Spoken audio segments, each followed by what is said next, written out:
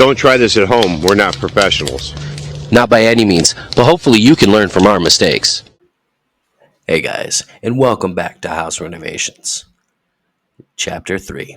Still no sign of Jasper. Again, when I know and see him, you guys will know and see him. Good morning, guys, and welcome to House Renovations Chapter 3, Episode 3.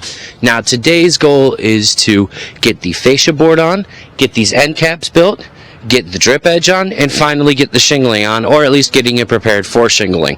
Now, let me quit yapping. As you see, the old man's already getting to work and beating me to it. I'll see you guys after I start the fire. Alright, guys, fire started. Let's get to work. First things first, getting that fascia hung up right above the door. Tell you what, getting that first piece of fascia up was a real pain in the patella, but it's absolutely worth it in the end. Here we are hanging up the outer fascia above the door, and I'll tell you what, that went in way smoother than the first one. Alright guys, so for the finished wall, well, almost finished wall, there is the fascia board. As you guys saw, it was a real pain in the ass to get that first board up, but Dad got the second one up while I had to run an errand for Ma. Up next were the end caps for the window wall. Alright, so now we're putting in the end caps of the roof. Because, I mean, if you guys look right there, you can see directly into the room. You guys ever wonder how the old man's brain works? Well, here's a sneak peek, and if you get seasick really easily, skip past this clip. I mean, case in point, the old man's going to give you the bird's eye view. That's the room. So yeah, the end caps prevent the air from obviously coming in, and they're attached. They're attached near the window header. I'm messing with her head, so make sure you leave all that in there. We're on it. So the rest of the end caps were finished, and here's the finished product. And that, guys, is the end caps finished. Now it's time to fabricate the fascia and hang it on that far left wall.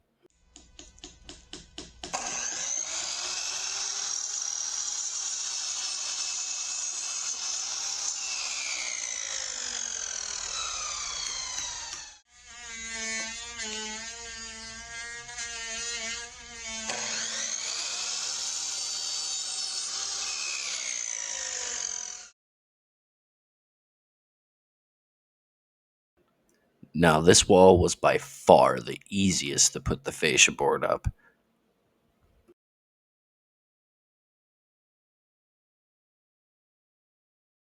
And as you see, the outer fascia was stupid easy to put up too.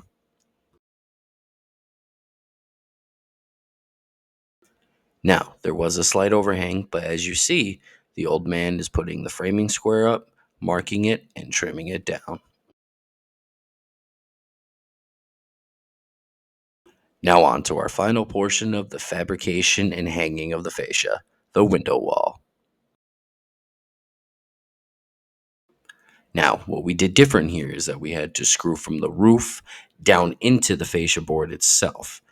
We did tack on some screws on the face of it, though, afterwards. Alright, guys, so the fascia board is up, or soffit, whatever one you want to call it.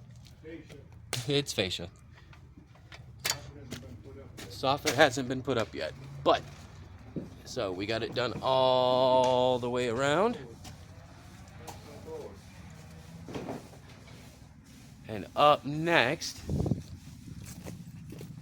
is this handy dandy little metal stuff called the drip edge.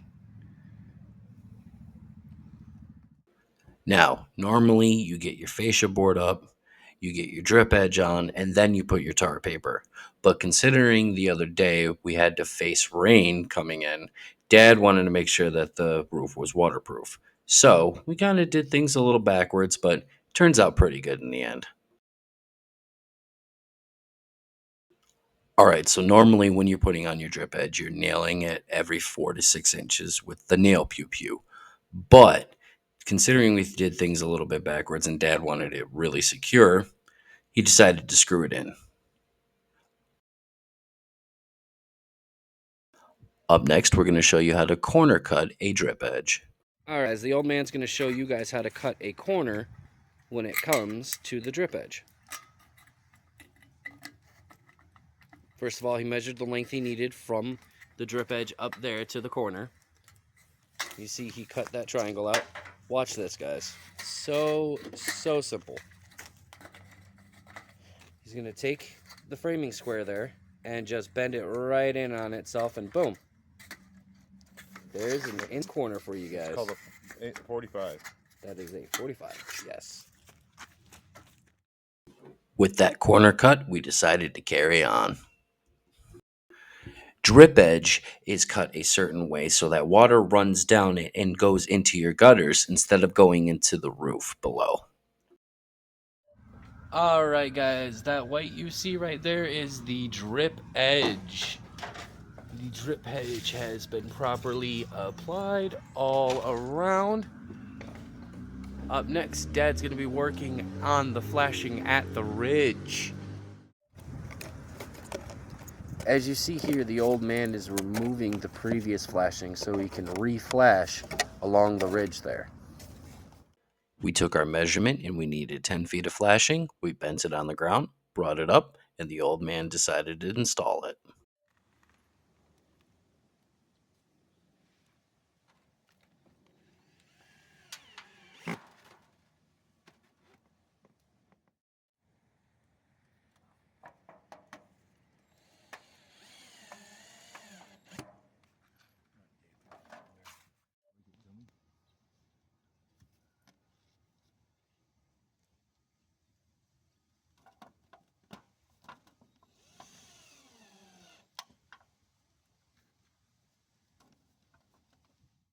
All right, guys, last part of the day, solar tape.